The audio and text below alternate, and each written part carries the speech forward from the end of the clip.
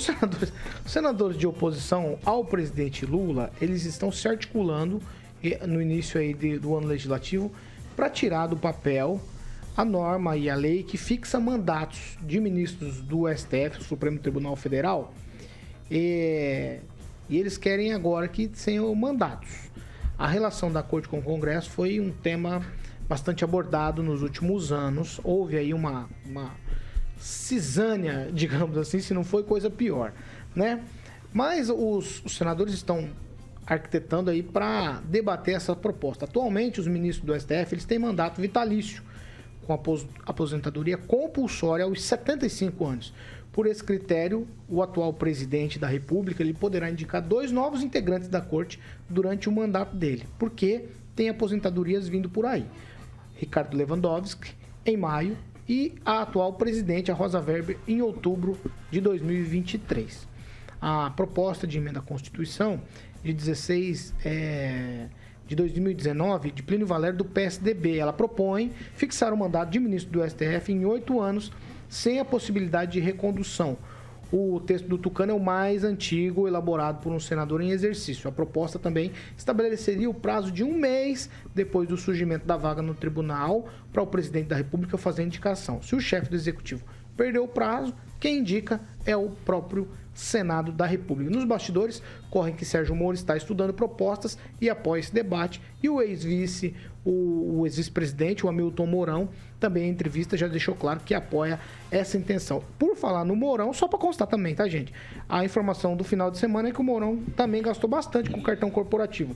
Quase 4 milhões de reais, principalmente com restaurante gourmet, tá? Mas a informação e a pergunta que se cabe nesta manhã é: Kim Rafael, mandato de 8 anos ou, sei lá, um tempo determinado e não mais vitalício para o ministro do STF. Qual a sua opinião sobre isso, Kim Rafael?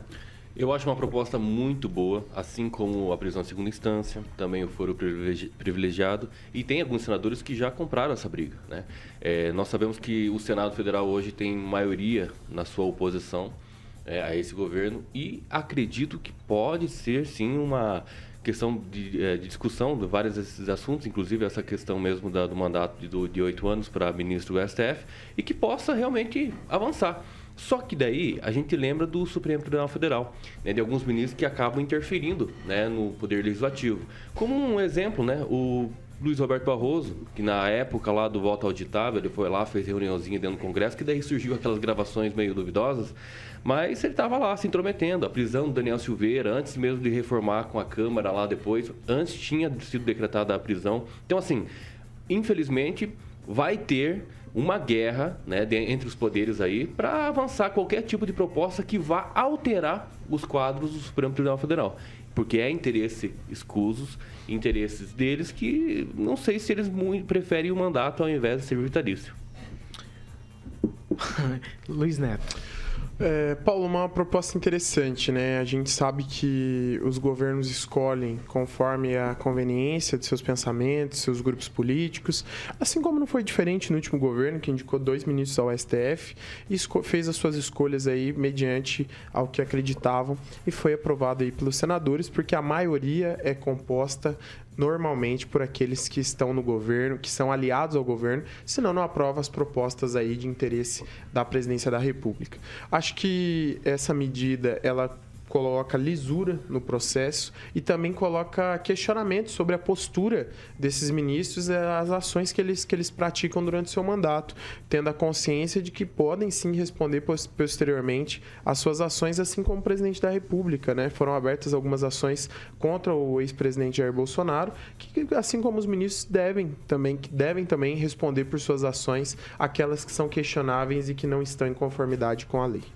Ângelo Rigon, mandato de 8 anos ou mais, não sei, ou vitalício para ministros do Supremo. Eu fico pensando nisso, Rigon, porque existem processos, por exemplo, que se arrastam por muitos anos. Sim. Então, teria a possibilidade de um ministro estar analisando, depois ele deixa e o outro pegar? Qual que é o teu pensamento sobre isso? Olha, vou ser sincero, eu não tenho opinião formada sobre isso, não coloquei os prós e os contras na balança.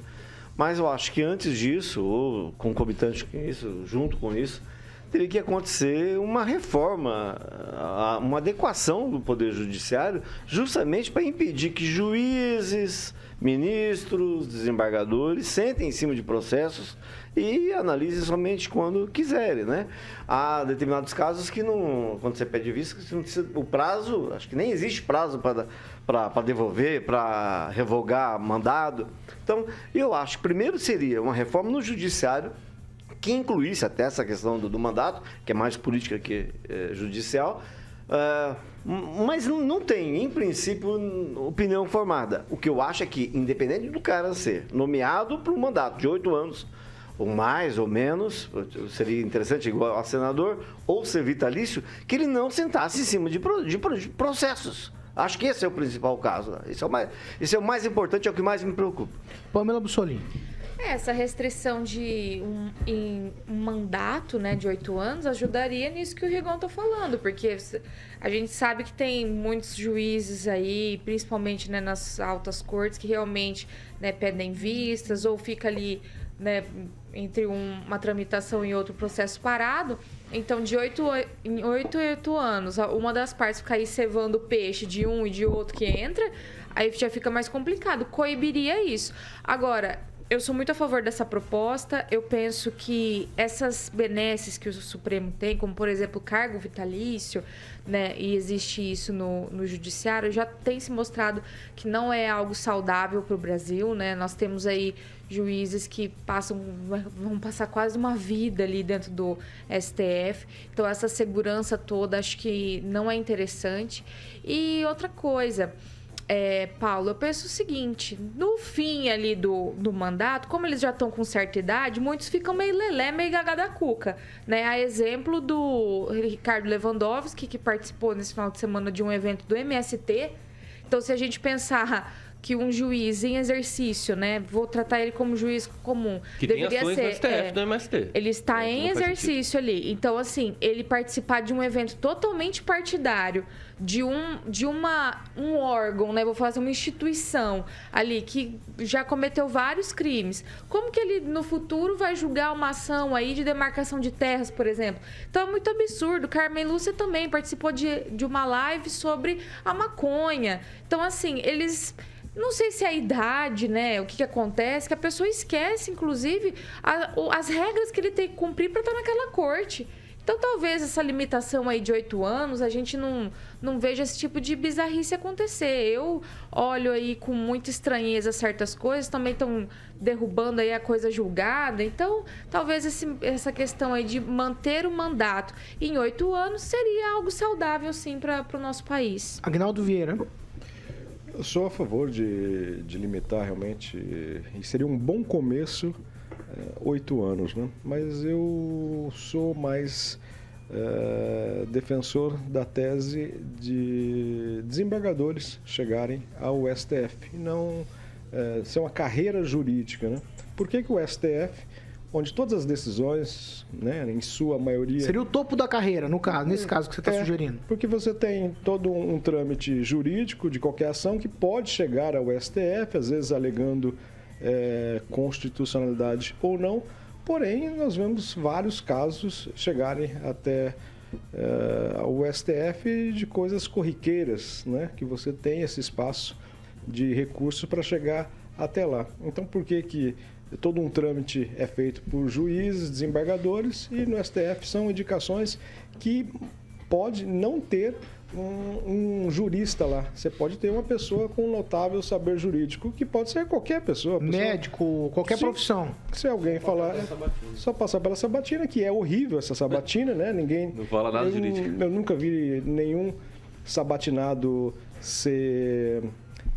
não ser aceito. Reprovado, né? Reprovado. Então, seria uma carreira jurídica e também com um final de até 8 anos ele poderia ficar no STF, que seria muito, mas já é um bom começo, pelo menos acabaria com essa vitalidade.